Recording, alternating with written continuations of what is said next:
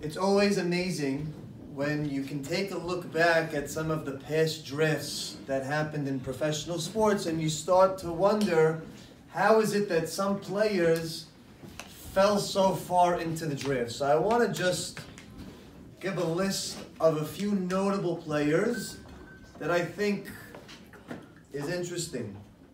Antonio Brown was picked in the 6th round, pick number 195 overall. Richard Sherman, 5th round, pick number 154. Tom Brady, 6th round, pick number 199. The following players went undrafted altogether: Kurt Warner, Wes Welker, and Tony Romo. How is it possible that all these players who were so brilliant in their craft, who were considered elite and the best of the best, slipped so far into the drafts? Some of them even went undrafted. So I want to share a personal story. It was one day where I was walking on Ocean Parkway and I saw a teacher of mine that taught me when I was in high school. And like any regular interaction between teacher and former student, right, the question is, what are you up to these days? What are you doing? And so my rabbi, without trying to be disrespectful, right after he listens to what I was saying, Rabbi, I work in Barkai, I work with students, I'm an advisor, I'm a gym teacher, I do all these things. And he looks at me and he really wasn't trying to be mean, like at all. Looked at me dead-faced in the eye and he said, "They trust you with children?" Right? Because growing up, I was not the model student that one might think I once used to be. And I understand that none of us are planning to participate in the NFL draft process, and so it might be difficult for us to relate to people like Tom Brady and Richard Sherman and Antonio Brown and so on and so forth. However, it is very likely and very possible that you might get overlooked in your lifetime with whatever respective interest that you may hold. And the question is, why? And then what do we do about it? So I want to talk about two different ideas. Idea number one is that people sometimes, most times, are late bloomers. Okay, and I think we see what it looks like when it manifests physically, right? When some people don't experience their growth spurts and they don't experience some of the physical changes, right, that are obvious and evident to the naked eye. But there's a country called Norway that recognized one step further that it's not just physically that people develop late, it's also athletically and even emotionally. And I want to talk to you about something that I find very profound that they're doing in Norway, which is proving to be extremely successful in what it is that they're doing. In 2018, Norway, which just FYI is the same size as Minnesota, led all countries in medals in the 2018 Winter Olympics. They broke the record for the most medals ever obtained in a Winter Olympics, 39. USA previously held the record of 37, and they tied Canada and Germany for the most gold medals in any Winter Olympics with 14. So the question becomes, how is it that the country the size of Minnesota is dominating the world scene to the point where they came home with the most medals in all of the Olympics? And so HBO Sports did a phenomenal documentary on them. And basically, here's what they said. They said that in their minds, when it comes to youth sports, there is no need to track or to keep record of any games that are happening. So they don't keep score, they don't rank any players until the age of 12. And the reason why is because what they noticed when it came down to their medalist, whoever came home with a medal, was that none of these athletes were people that were identified as elite when they were younger.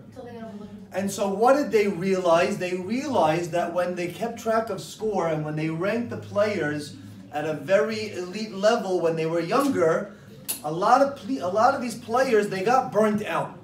And so over time, all these people that would have been participating at a very high level chose not to because they were not ready emotionally to deal with the advanced competition that comes with youth sports.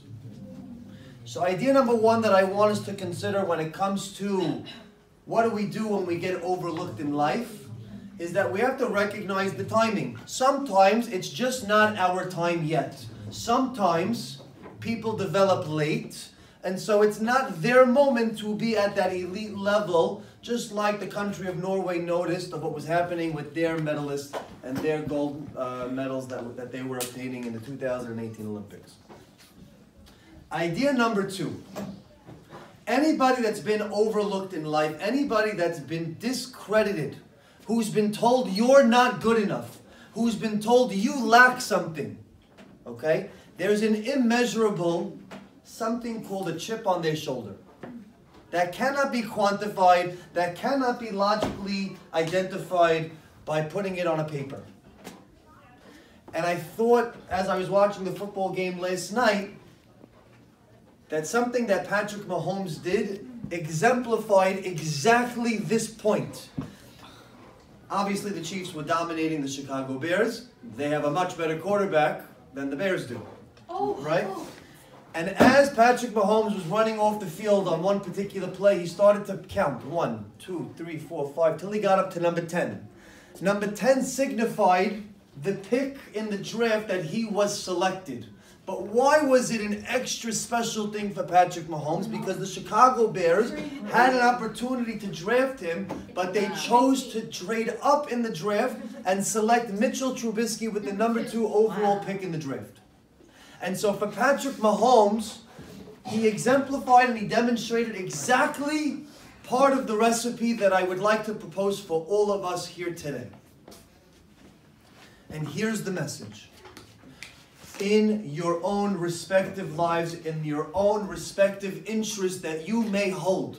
For some people it might be sports, for some people it might be real estate, for some people it might be mathematics, whatever it might be. It's a very good chance that somebody will come along and will tell you, you, sir, are not good enough. You just don't have it. Whatever it is, you don't have it. And so I'm sorry, but at this point in time, we do not have a position for you. I'm sorry, but at this point in time, you will not be recognized or considered for whatever it is that you are trying to go through. Whether it's high school, whether it's college, whether it's a job, whether it's whatever it is. Somebody will come along and will overlook you. And the question will ultimately become, will you recognize two things? Number one, sometimes I just need to wait for my time. Sometimes I just need to wait for my moment because I'm not developing at the same rate as some others of my class. And that's okay.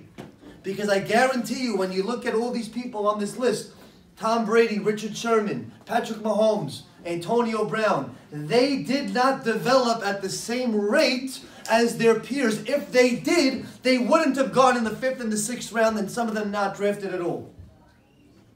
So number one, can you recognize time? And will you be patient enough to wait for yours? And then number two, when you finally get that opportunity, will you have that chip on your shoulder that will ultimately help you? Because here's the question, and I guarantee you if I ask this question to every single athlete on this list, every single one of them would give me the same response. If you had to do it all over again, and you could have been a first-round pick, would you do it again? Every single one of them would say no. Why would they say no? Henry, why would they say no? They didn't need it, Dad.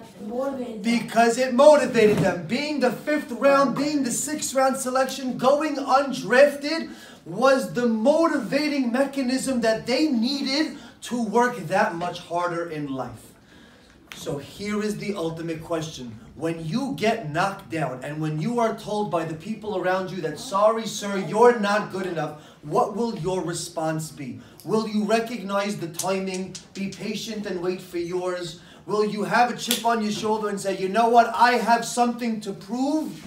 Or will you say, the heck with these people. They don't know what they're talking about. And you know what, that's it, I'm done. I quit, I can't do it anymore. Because if all of these athletes had that mentality, we would not be seeing the greatness that they display day in and day out in their respective lives. One day you'll have that time. One day you'll get that opportunity, and the question will ultimately be, what will you decide to do with it? Think about it. The time is yours. Own it and take it. Shabbat shalom.